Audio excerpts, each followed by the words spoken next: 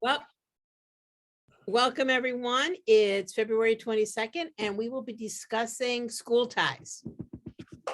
Okay, well, welcome. It's a pleasure to be with you guys again and to be able to talk about this week's real Jewish classic, which, this is one of those movies that I don't know that it's on anybody else's list of classic movies. If we weren't having a discussion about, the way Jews are portrayed in movies and things like that, it probably doesn't make anybody's best of list.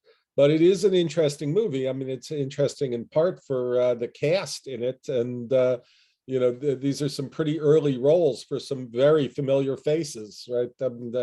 In particular, Brendan Fraser and Matt Damon and Ben Affleck. But a lot of the other people in relatively small roles in this movie also have gone on to various kinds of fame and various things over the years. Anthony Rapp, who plays a pretty small part in here, became really famous as an original cast member in the Broadway musical Rent. And, so to a certain segment of young Americans, he's a hugely familiar face, actually. So, there are some also wonderful character actors in small parts in this movie. A couple of them, I looked them up just to see. The guy who plays just really in that, I think in the first scenes with playing the father, right? Is a guy named Ed Lauder. He's got 213 credits on IMDb. So he's one of those faces that you've probably seen 100 times. The best of my knowledge, hasn't really starred in anything, but is just around all the time. There he is. And so, he's a police officer, a politician, whatever. I mean, he's been in all sorts of things over the years. So, He died. Yeah, pretty recently, I think. Yeah. Well, now I'm going to have to go back. 2013. Oh no. So, anyway, so there's just a lot of folks. Some of the other young character actors in it have been in things. I don't need to go into all the details, but Cole Hauser has been in a TV series recently called Yellowstone. Randall Badenkoff was in the Buffy the Vampire Slayer TV series and movie.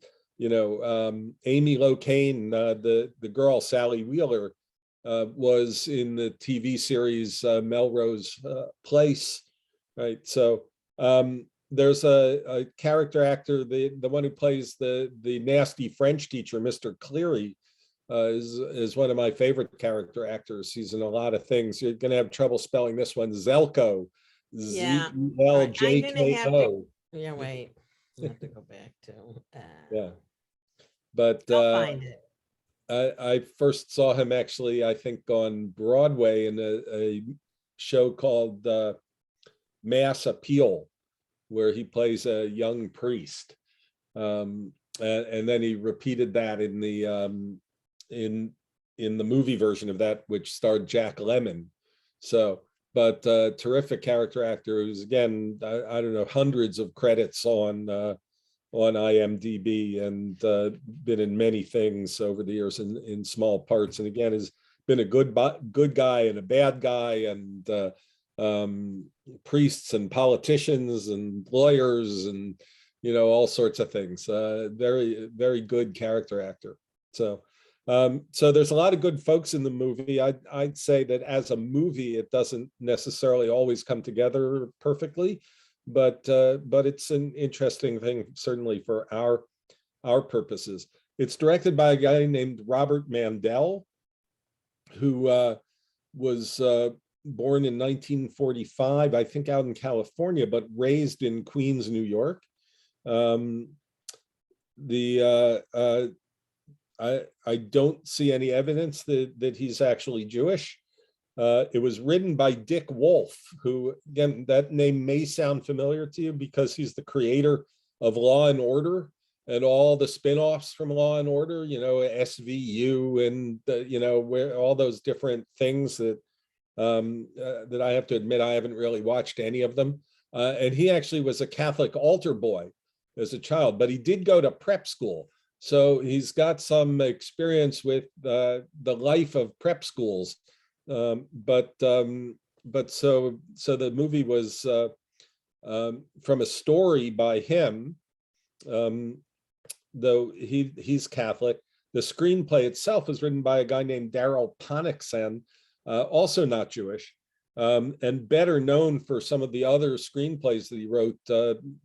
I think probably his best reviewed screenplay is a movie called The Last Detail with Jack Nicholson.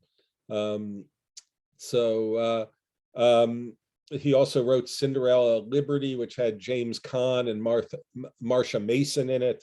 And he wrote a screenplay that takes place in a military boarding school, which is called TAPS, which, like this movie, has a lot of young actors in it who go on to be more famous later than they were when they were in the movie TAPS. Memory serves, you can see some of the guys who were in it: Sean Penn and Tom Cruise, right? So the star there was already pretty well known. He had already been in Ordinary People, but Tom Cruise and Sean Penn, it's kind of a kick to start their careers in TAPS. So where the Jews come into making School Ties are in the production team. Sherry Lansing and Stanley R. Jaffe, two Jewish producers who partnered together at Paramount. And then Sherry Lansing, she's not the first woman to be the head of a studio. That would actually be Lucille Ball, but that was Lucy's own production company, Desilu, with Desi Arnaz. But so Sherry Lansing becomes the studio head at Paramount after this. Stanley Jaffe produced a number of movies in his own production company, including Goodbye Columbus, a movie of some Jewish interest that maybe we'll get to one of these days, and also Kramer versus Kramer, which isn't explicitly Jewish, but the Dustin Hoffman character is kind of implicitly, if not explicitly, Jewish, I think. So from 1947, where we watched, those of you who've been with us all the way along here, we watched a couple of movies that dealt with anti-Semitism and really as subject matter. So we looked at Gentleman's Agreement and Crossfire. There aren't a lot of movies in Hollywood that deal kind of explicitly with anti-Semitism as their main plot. Excuse me. Maybe one more of those. So it is sort of unusual, even by 1992, to have movies that are explicitly about anti-Semitism. At the time that this movie came out, there were some, the reviews were, I would say, middling. I mean, some positive ones for some of the acting, little bit of positives for the director just for keeping things moving. Essentially, I'd say, pretty middling kinds of things. But a couple of interesting criticisms were that the movie was set in 1955, I believe, and made in 1992. And so the question of why, by retrojecting it back into the past of 1955, it sort of suggests that those problems with anti-Semitism, they're history, and they're not really an issue today. And that if now I can't say for sure what it's like to go to a prep school today, or how realistic this movie is about prep school in the 1950s. But the idea, we all know, the idea that anti-Semitism is a thing of the past is not a particularly courageous statement for the producers, the movie makers, to make. Right? It would be much more courageous to make something about what's going on right now. And And I think the interesting thing about 1955 is that puts it, 10 years after the end of World War II and the Holocaust. And, as some writers are saying today, it was a rare time in Jewish history where it was not okay to be an anti-Semite, right, after World War II. And so actually what we see today is more of a return to normal rather than, an aberration, right? That for a generation after the death camps, it was not okay to say things that are anti-Semitic. Now, as the memory of those things recedes, it seems to be okay again. So also maybe say a word or two about the fact that the actor playing a Jew in this movie is not Jewish, Brendan Fraser. And that's an interesting phenomena too, particularly in these days, as we talk about authenticity in casting, where people are upset that when someone who's not in a wheelchair plays a character who's confined to a wheelchair, or when someone a Hispanic role is played by someone who's not Hispanic, and so forth. That we don't see that same thing applied to Jewish characters on screen. And in fact, maybe just the opposite, that with some exceptions, of course, but it's often true that the Jewish characters in movies are not portrayed by Jews in movies and on television. I know the new season of The Marvelous Mrs. Maisel just premiered this past Friday night, I think. And of course, the lead character is a Jewish woman, but the actress is not Jewish. There's the actress and comedian Sarah Silverman wrote an article about this not long ago, about the difficulty of getting cast as a Jewish character in Hollywood. Yeah. So it's worth thinking about that. Whether it's a production choice, where someone says, this isn't going to play if we don't do it, and therefore it won't make money, and therefore we can't cast a Jewish actor in this part. Remember that Brendan Fraser was not a big star at that point. I mean, this is 7 years before he gets both sort of acclaim as an actor and in action movies. In 1998, he's in a movie called Gods and Monsters about the director James Whale, who made Frankenstein and Dracula, I think both for Universal. And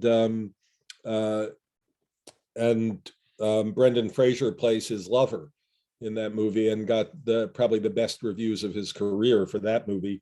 And then a year later, in 1999, he stars in The Mummy and becomes a really big, bankable box office star.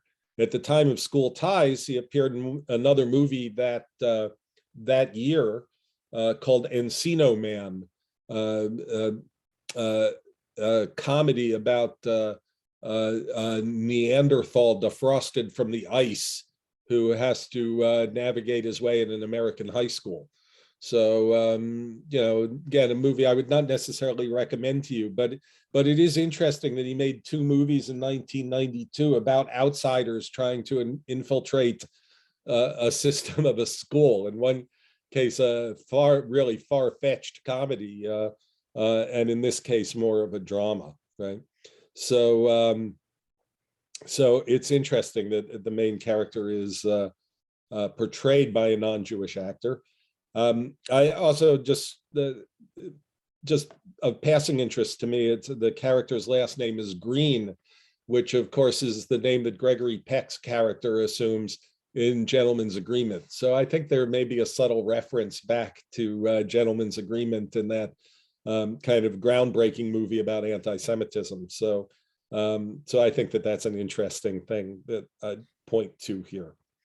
And just in terms of other cast, of course, we'll just mention Matt Damon and Ben Affleck here.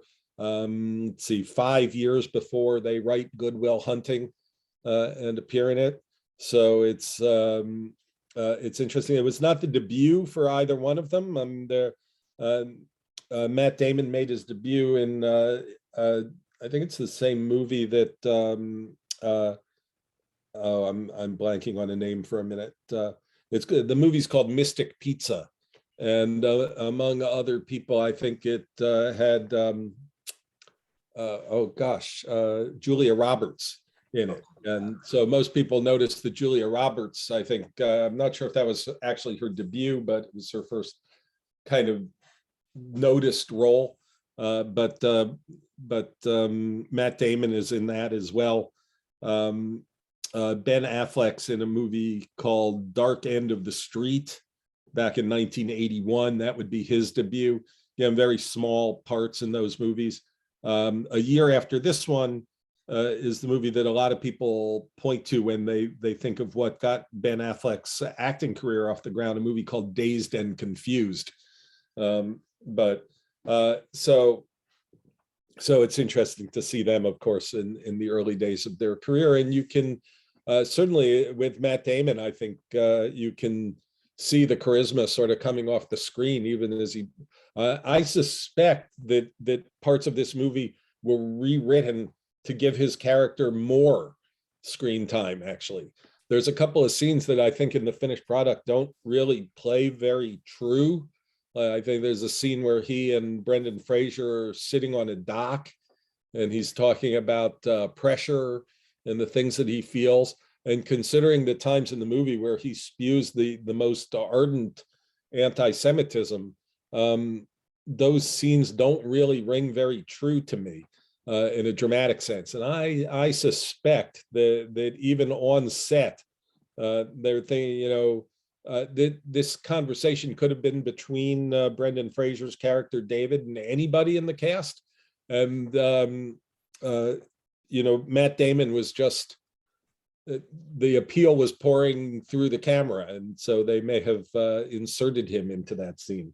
I can't prove that, but it's a theory. He was the perfect weasel. Susan has her hand up. Yeah. So Rabbi, in light of non-Jews playing the part of Jews, I just recently read in the paper the other day, and I can't remember who it's quoted, but that when non-Jews are portraying Jews, their dialect, as they see the way Jews speak, is far more emphasized than the way if a Jewish person had the role, the way they would actually speak. Yeah, maybe. I think that was the article probably in the New York Times on Sunday. There was yes. Now, I don't think that rang true for Brendan Fraser. I mean, no, not particularly. Not for this particular movie, but I thought that was just an interesting observation. Yeah, that was an interesting article. It's worth going back and taking a look at. It's about it's really about the Jewish sense of humor and what that means, and this sort of I guess I'd call it a theory that laughing at anti-Semitism helps diffuse it. The kind of argument that Mel Brooks made for Springtime for Hitler. And there's, I would call it a theory because I don't know that it's proved, right? That we sort of diffuse anti-Semitism by laughing at it. But I think the author of that article in the Sunday Times makes a pretty good case that we as Jews have done that.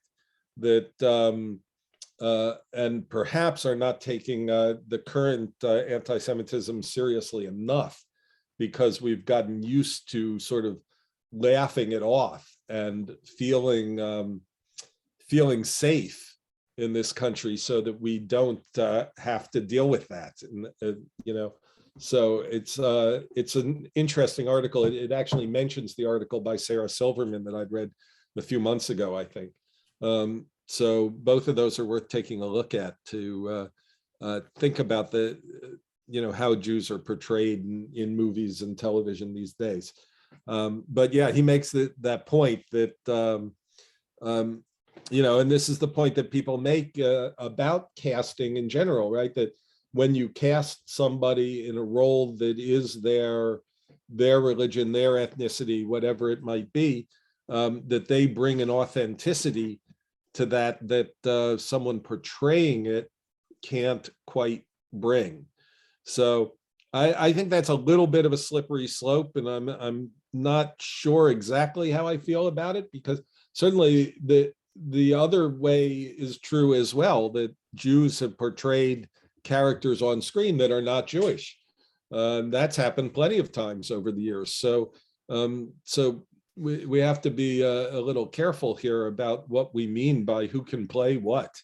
But it's, these things are things that certainly at this point in history, we have to at least think about why just certain decisions are made, and why there seem to be patterns about those decisions. Morning stuff. So, Oh, yeah, Linda has her hand up.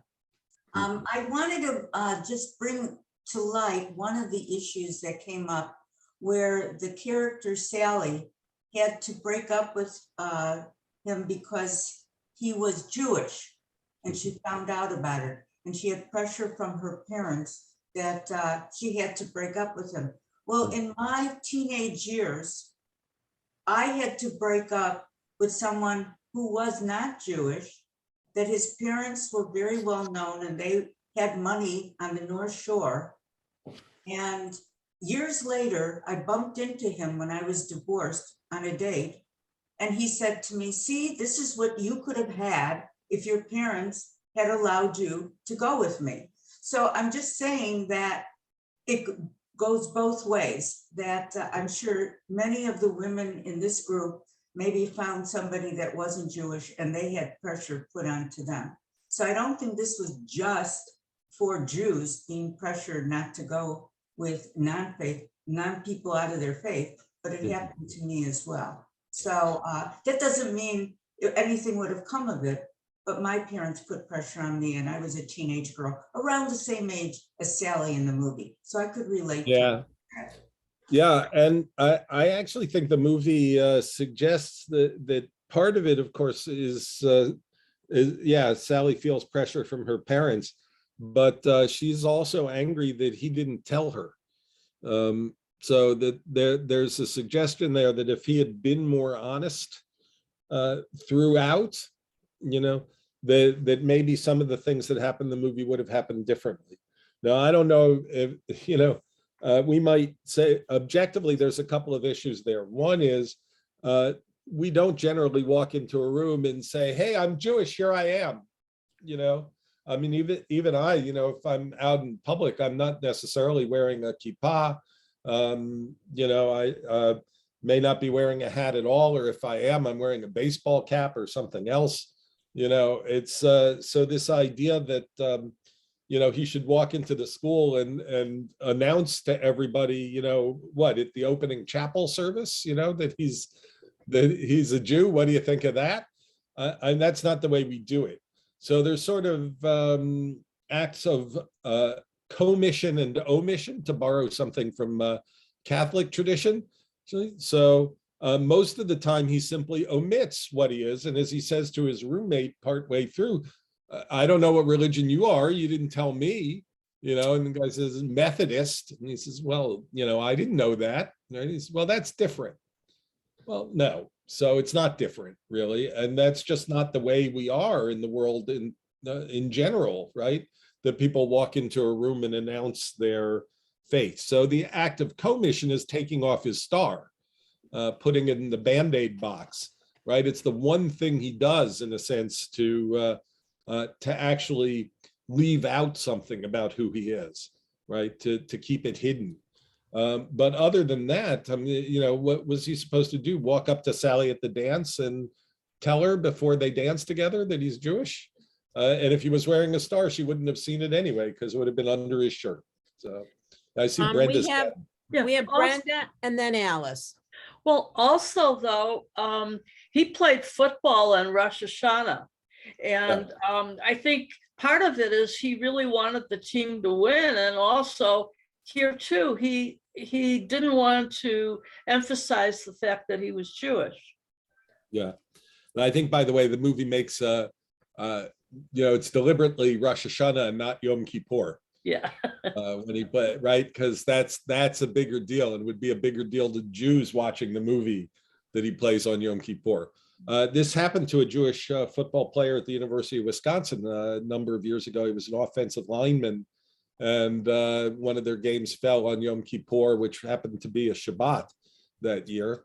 And he called the local Chabad rabbi in Madison, who counseled him to observe the fast and participate in Yom Kippur on Israeli time, right?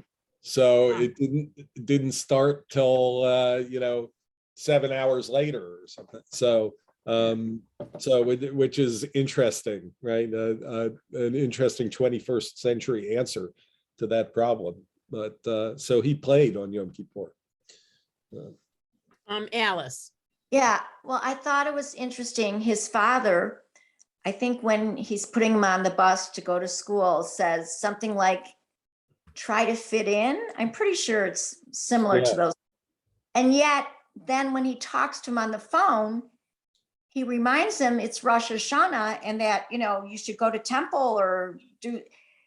So I thought that was kind of a mixed message from the father. I mean, I understand, but it was like, I think it shows how he was in a difficult position where, was he supposed to, be Jewish and show that he was Jewish, or was he supposed to be fitting into this prep school, and how could he fit into the prep school? Because that wasn't his background. Before I just want to say one other thing. I want your comment, Rabbi, and anybody else. I thought it really surprised me when the Matt Damon character used the N-word in the movie. I thought this was 1992. I thought that was interesting. Yeah, I mean, I think that words come and go in a certain sense. That word had not yet been banished from the lexicon the way it is now, right? So a bit surprising, but it was okay to use it, and it was okay to use it in the context that it's used, right? It was not okay, certainly, to use it as a way of describing Black people, but to use it as a way to show that a character is racist and anti-Semitic, you could use it. You could actually say it. Now, oddly, I think even to do that, you can't say it, right? So the only people who are allowed to use that word now are rap musicians, by and large. There's sort of a fascinating, I mean, if it wasn't so politically charged, that would be a fascinating thing just to talk about and think about. But it is, of course, these days very much politically charged. And so, but at this time in history, it could be used in the same way that you could use it in a movie like Mississippi Burning, for example, where I think that word gets bandied about quite a bit, but always by, Klansmen, and folks like that. So again, whether or not it's authentic to 1955 prep schools, I don't know. It seems to me that even in that time period, that would have been sort of uncouth to say, and particularly in the North, it was a less common word than where I grew up in the South. But I'm not an expert on, on what's the word for it? It's not just linguistics, but patterns of speech and so forth. But yeah, it hadn't been banned yet from screenplays. So Linda, I would say this movie is sort of, one thing that's striking is that language that I don't think was in the 1947 Gentleman's Agreement and things like that. Words, derogatory words about Jews are also, I mean, I don't know that you hear the word, can we use it in our context talking about it? I mean, that in one of the early, he gets called a kike and a sheeny bastard, and they bring up Christ killing and things like that. I mean, this movie is pretty frank in its language, and I think that that probably was more prevalent in 1950s prep school, probably even than the N-word, you know. So Linda? I just wanted to point out to you that wearing something or saying what you are, being Jewish, I was in a profession where there were not a lot of Jews and not a lot of men. And when I went into a company, I never said I was Jewish, but once they found out, that's how I was always referred to. You know, they just referred to me as the Jew. And how that would come out was, I remember I was working near North, and there was a restaurant in the basement of the building I worked in. It was owned by the Shermans. It was a Jewish mother and a son. And I was sitting there with a group of people, and they made a comment about, you know how those people are. And I said, what people? Well, you know, no, I said, no, I don't know what people you're talking about. And finally he said, the Jews. And I said, well, I'm Jewish and I'd like, and that stopped the whole conversation. But what I'm just saying to you is this is still going on today, and it was even then. And so when I was in the hospital and I was 11 years old, which would have been in the middle 50s, like when this has taken place, and I was in a room sick, I was almost dying, and this little girl found out I was Jewish, and she started screaming, you killed Christ. Right. And I said, I didn't even know him to kill him. And they took me out of the room and put me in the hallway so that she could have the room by herself. Wow. So what I'm saying is this was going on all the time, and I faced it in business. And I want to bring up something. I saw this today and I wanted to bring it up here because, as you said, we don't walk around and say we are Jewish. We just don't say it. And I'd like to know how people who are of the Christian faith, of whatever denomination, will wear a cross on TV, on wherever they go, and no one ever criticizes them or brings that up. But we don't wear any outwardly signs of being Jewish. And I think that's why he took off his Jewish star, because he just didn't feel comfortable doing that. And I think it's ingrained in us. We just don't do it. And I don't know where that started from.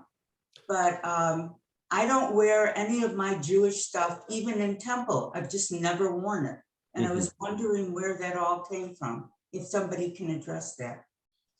Yeah, well, first of all, you know, so a Jewish star around your neck or a chai or something like that, while many people do wear them, you know, they're not any sort of required religious symbolism in Judaism, right? You know, for a man wearing a kippah or a talit or tefillin, I mean, these are things, well, in the case of the talit and tefillin, they go back to the Torah. Right. So you know, but you don't wear those things when you're out just walking around the neighborhood. So, you know, so the idea of wearing that visible sign isn't really a part of Jewish tradition. The hanging of a mezuzah is, you know, marking a Jewish house, but you know, that will only be seen by people who come to your door, right? The wearing a Jewish star and or a chai or a mezuzah around your neck, all of those things probably come more from the idea of amulets, which is probably where they come from in you know, Christianity as well, that people wear them because they're supposed to ward off the evil eye or something like that. So as Judaism develops, it doesn't develop along those lines of wearing those amulets all the time. So I think that's part of it. Then, of course, in the modern period, the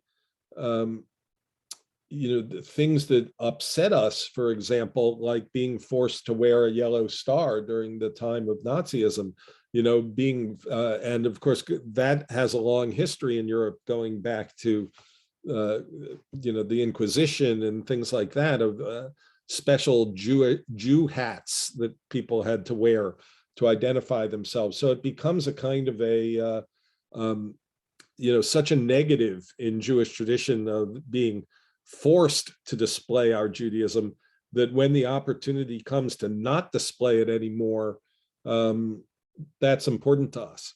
I want to mention something about what you said about where you work, Linda. So you obviously didn't have to come into a room and tell people that you're a woman, right? That's something that they saw right away. So that's it's also this element.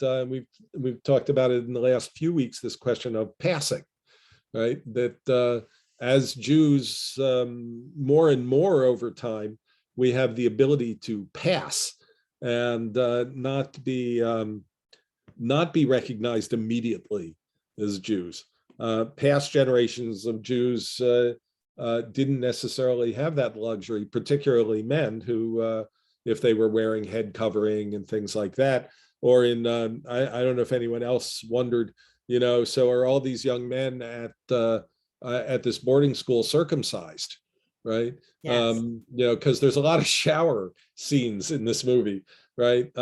So I mean, there is a period of time, of course, when that is very common in American hospitals, that baby boys were circumcised. So the chances that they all were circumcised is very likely. But it's interesting, the movie doesn't have to deal with that issue, right? And that he doesn't have to hide when he's showering for fear of being outed. So so it's an interesting, we don't wear these things in part because there were so many times when we were told we had to, that I think we react to it. And of course, this time in America of wanting to fit in ourselves, right, has led to not wearing such things, right? And I guess I'd add on a sort of a higher level, this idea of the separation of church and state in our society, that there's a kind of we shouldn't wear these things in public, right? That religion is a private matter, right? Not a public one. So anyway, that's a few thoughts on it. If other folks have thoughts about it. So. Elaine. Wait. I'm muted. Yeah, there you are. Go ahead. Okay. I have a comment about the scene where he goes into the chapel on Rosh Hashanah. Yeah. I wondered if Ike had any take on that. Yeah, I mean, it's kind of interesting, that he's much more universalist than the rest of the community is, right? If you're going to say a prayer, where is he going to go? He goes into a Christian chapel to say his Rosh Hashanah prayers. And so I think that that's interesting, because there aren't a lot of places to be alone, perhaps, where could he go? We haven't seen sort of like a common room or anything like that where he could go to. But it does seem that he has a feeling that, yeah, if I'm going to say prayers, I'll go to the place where people say prayers, right? Mm-hmm. I'm not sure how far he would have had to have gone to go to a synagogue, by the way. His dad says, go to temple. I'm not exactly sure where he is in Massachusetts, but, it doesn't seem like it's that easy to like go to Boston and find a shul, to go to. But the movie doesn't make that geography very clear. So I think, yeah, he shows a sort of a universalism in doing that the rest of the community doesn't feel. And of course, by being there, it allows the conversation with the head of the school to come into play, which is an important dramatic part of the film, right? Is that the headmaster sees the light on in the chapel. So he goes in and they have this conversation. He did have a kippah on. He did? Yeah. Yes, and he guiltily takes it off. Right. And he's also reciting Avinu Malkeinu, which usually, I think about for Yom Kippur, but obviously they were trying to make something that people would resonate with, both the Yeah. kippah and their prayer. Yeah. You know, and of course that conversation is an important text in the movie, right? You know, where it says to the headmaster, the headmaster essentially asks him if it's worth it, and he says he didn't think it would go over too well if I said I couldn't play, right? Which of course is true, partly because, you know, he's got a scholarship to be there to play football, right? So to say I can't do it, you know, even though he's on scholarship, right? But then you get the prejudices of the headmaster. You people are very determined, says. You seem thoroughly concentrated on the task at hand. You people are very determined. This reminds me a little bit of what we were talking about last week with Chariots of Fire, right? I mean, that's some of the, you know, for an amateur, you seem like a professional. You know, I mean, isn't he supposed to be concentrated on the task at hand? Isn't he, you know, somehow it's less than gentlemanly to be that determined to win, right? And he mentions the line from the Beatitudes, "Blessed are the meek, for they shall inherit the earth." And he says, "I wonder how meek they'll be when they do, sir." Right, which I think, you know, that this is exactly, are the people who run this school the meek, or the students who go there, are they supposed to be the meek who've been, you know, I don't know, doesn't seem that way, right? So using the school to get where he wants to go seems like an appropriate thing to do in many ways. Susan. So I raised my children in a community where there were not very many Jews. And my daughter was the #1 tennis singles player on her high school tennis team. And when she could not play on Rosh Hashanah and or Yom Kippur, the other girls on the team teased her and made fun of her for it. Yeah. And it was hurtful to her. Yeah, I'm sure. And that was out here, right? What school? No, it was in Aurora. Oh, okay. That was before. And you I moved think to that, you know, there's a great difference in when you grow up in a community where there are a lot of Jews, as I did. And Mhm. then for my children, they grew up where there weren't that many. Yeah. In their high school, you know, you could count them on both your hands. And in some ways, as a matter of fact, when my son went down to the University of Illinois and pledged a Jewish fraternity, one of the first things he did was to call us on Rosh Hashanah Eve before he went to Hillel with his pledge brothers, and said, "Oh, this feels so good. I don't have to make excuses to anybody. Yeah. And everybody's doing what I'm doing." Yeah. It's interesting.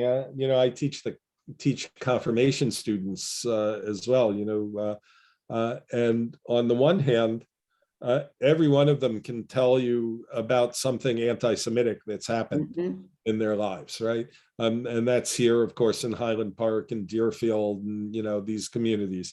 You know, it's often not from other kids at Deerfield or Highland Park, but you know, when their teams play in Lake Forest, for example, I mean, that's been pretty notorious in recent years.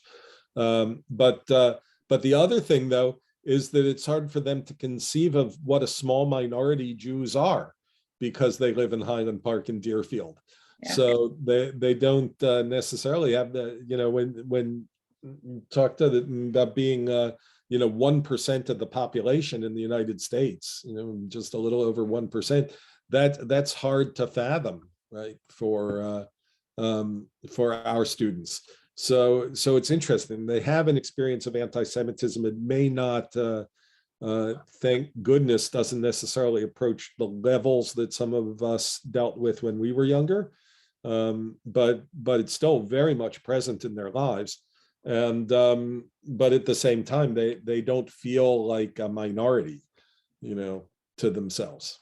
So Brenda and then Sandy, then Elaine. yeah.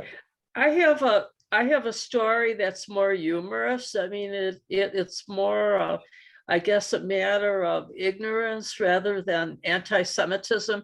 We went to visit our granddaughter when she was going to Indiana University, and she wanted to get some matzah for Passover. And of course, she could have gone to Hillel, but we went into a grocery store and we went up and down all the aisles and there was no matzah.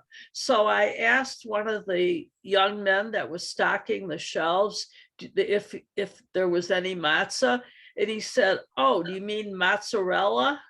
Yeah. Like he didn't know what matzah was. Right. Yeah. Yeah. And growing up in the North Shore, it's hard for our students, who go off to places. I went to the University of Wisconsin. My freshman roommate had never met a Jewish person before and didn't know anything about it, and really did think the Jews had horns, and not in an anti-Semitic way. I mean, he just, he was a Bible reader, right? So. Sandy and then Elaine. Sandy? You need to unmute. My story was in the 50s, and I was 17, and my parents took me to college for the first day. And they drove up to the dorm, and I was so excited. I was going to get a roommate. It was going to be like in all the movies, it was just so exciting to me. And I get in there and they tell me I'm going to have a certain room. I'm going to have a private room. And I said, no, my parents paid for a double room. I'm going to have a roommate. And the house mother said, no, I'm sorry.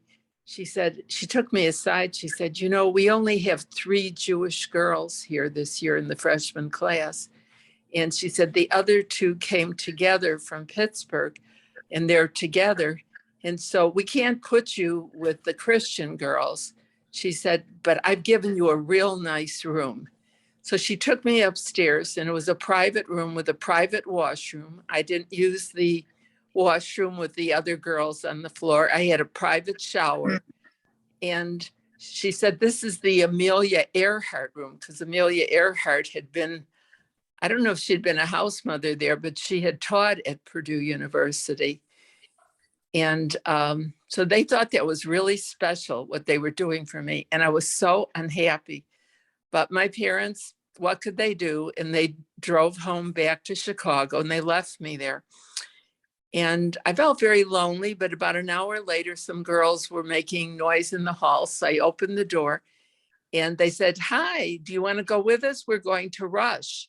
And I didn't even know what Rush meant at that point, but they were inviting me to go with them. So I went, and we walked to the student union, and we went in and we got in line.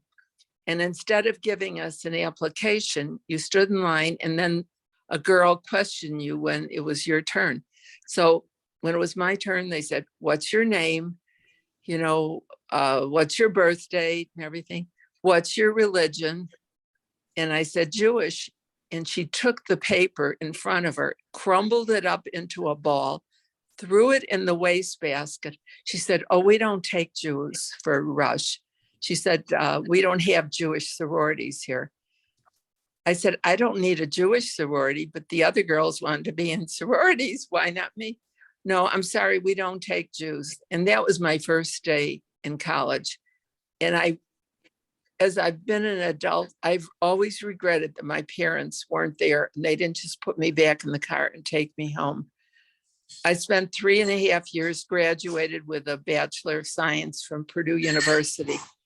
But I think it was the most prejudiced place on earth. Yeah. Well, thanks for sharing Elaine. that story. That's very Yeah. interesting. And Elaine, you had a comment? Yeah, one of my comments was, I think there's a scene in the movie where one of the boys says, I've never seen a Jew before. yeah. I don't know which one it was, but it's an interesting comment. But I think David Green says to him, how would you know? Right. Which, in a lot of cases is true. How would you know? I mean, the idea that, Now, there's no question that my freshman roommate from a small town in rural Wisconsin, the chances that he certainly never knowingly met a Jew before, the chances that he'd met a Jew are pretty slim, growing up on the farm and all those kinds of things. He was not prejudiced at all. He just didn't have any idea. So it's like that scene from Exodus with Paul Newman and Yeah. Peter Lawford. And Peter Lawford said, I know a Jew and, I can tell by their eyes. And then Paul Newman says, can you see? Is there something in my eye? right. And he has no idea. No idea. I have another comment. When I was in college, there were Jewish fraternities and sororities at the University of Washington. And the very first Jewish girl to pledge a non-Jewish sorority happened my sophomore year. And it was a huge scandal that a non-Jewish sorority would take a Jewish girl. It was just earth-shaking, but it happened. Yeah. So and some of this is what when you hear a story like Sandy's, you know what anti-Semitism was like in those days. And so our kids who as I said, they all have a story to tell about anti-Semitism. A lot of those stories are a lot smaller microaggressions, I'd say, is the term that people use today. Then, some of us knew aggression, right? Not microaggression. And I guess we can maybe gauge some progress in that sense. Although aggression seems to be back in a big way in a lot of ways, particularly against Jews who can readily be seen as Jews, so it has inordinately affected Orthodox Jews in our community in New York, in other places around the world, where, men with kippot and things like that are marked, so Neil's got a hand up. Neil, you need to unmute. Wait a minute. There you go. I just wanted to say, maybe to end on a more positive note, how about all the things that have changed since then? We've all been the victims of and heard anti-Semitism. I was lucky or unlucky enough to be raised in the South, and but how about these clubs which had no Jews in it? Now you look at Chicago, and basically the Jewish clubs existed in this city because the prestige clubs wouldn't have Jews in them. And today, the Jewish clubs are having a tough time filling up their membership because the country clubs and the city clubs welcome Jews in them. Now, maybe it's because of our economic situation today, and they need the money, but it is a fact. Same with these colleges. I went to University of Wisconsin also, and it was filled with Easterners that did go to these schools that couldn't get into the Ivy League schools, and that's where I first learned about these. I don't know what to call it. That this preppy society and prep schools and whatever. And I think maybe I'm older than some of the people here, but I was in college in 1969 in on, and by then there was none of this that I was conscious of. Neil, where did you grow up? I didn't know you were Southern. Shreveport, Louisiana. Wow, Ooh. that's Southern. So, okay. Oh yeah, and like I said, I'm not suggesting that I faced anti-Semitism really in Madison, but just ignorance, right? Just people who never met Jews, were very nice and kind of curious mostly, but completely ignorant, and that was a surprise to me, right? Maybe it shouldn't have been, but it was. Allison's had her hand up for a Yeah, while. I was just gonna comment on the fitting in and being in a Jewish area, non-Jewish area. I grew up in Chicago in West Rogers Park, and I distinctly remember always wearing a mezuzah, always. But almost everybody was Jewish. I mean, it was kind of like we wore it, I guess, like, well, we were part of the tribe, part of the club. I don't know, but I just always wore a mezuzah. And then I moved to Riverwoods in 1960. And I have to tell you, Riverwoods and Deerfield are very different now. Back then, there were hardly any Jewish people there, barely any Jewish people there. And I have to tell you, I never wore my mezuzah again. And it was, I was 11 years old when I moved. I wanted to fit in. So it's not like I hid that I was Jewish. And, we belonged to a synagogue and all that, but I was not going to wear something that alerted people that I was Jewish. So it was, I was very conscious of that I was not going to be fitting in if I was walking around wearing my mezuzah. Well, thank you. And thanks everybody for the conversation today. As I started with, I don't think this is a truly great movie, that would be on anybody's best picture list, but it's, it depicts something important in history, and that's present in the present day today. So I think it's was definitely worth our time. I hope you enjoyed it. I see my sister still has her hand up, but I was my sister, so I have to call on her. And I don't know if I should say anything because you're trying to close out, but the idea of ignorance versus anti-Semitism is really, really, really important right now to me. I'm as recently as 10 years ago, my daughter fell in love with a young man who thought Jews had horns. And no prejudice whatsoever. He just had never met a Jew like Ike's roommate, but this was just 10 years ago. Yeah. But on top of that, much more heavy and profound is the guy who was killed in Texas for holding hostages. I don't know that he was anti-Semitic. He was profoundly ignorant. He thought Jews could help him free.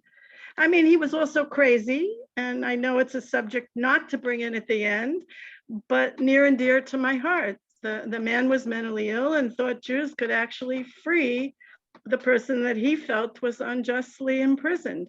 So ignorance of, who Jews are as opposed to anti-Semitism is something we really need to address, educating ignorance. Right. Sorry. You're right that we can't really talk about this in any great depth today to the end, but there is a difference between ignorance, and believing stereotypes about Jews. There is, right? So ignorance is truly not knowing. Like at the Passover Seder, the one who doesn't even know how to ask. And there's another thing in believing that Jews control the media and control the world and those kinds of things. So this guy in Texas, and certainly you're right about mental illness and all these other things, play a part in this, but he did buy into a stereotype that he believed, right? Which is what sort of crosses the line between ignorance and anti-Semitism in a sense. Well, as did the boyfriend who believed Jews had horns 10 years ago. Yeah, so we'll talk about that offline sometime. Yeah, right. You two know where to get a hold of each other. Next week, we're watching Marjorie Morningstar. And I think it's on Prime, but if you have trouble finding it, come see me. This week, Sunday Adult Enrichment should be very interesting. Dr. Dan Schwartz, who has a PhD in music. He recorded the ambient sounds in Amsterdam, and they're still the same as they would have been during the Holocaust. So it's a very different type of program. He's a young man who just moved back to Chicago from Tulsa, well, from Oklahoma, to be with more Jews. So it should be really fascinating. If you have any other questions, you know where to get me. And thank you, Rabbi. My pleasure. Thanks. Nice to see everybody. Thank you. Take care. Bye-bye. Bye-bye.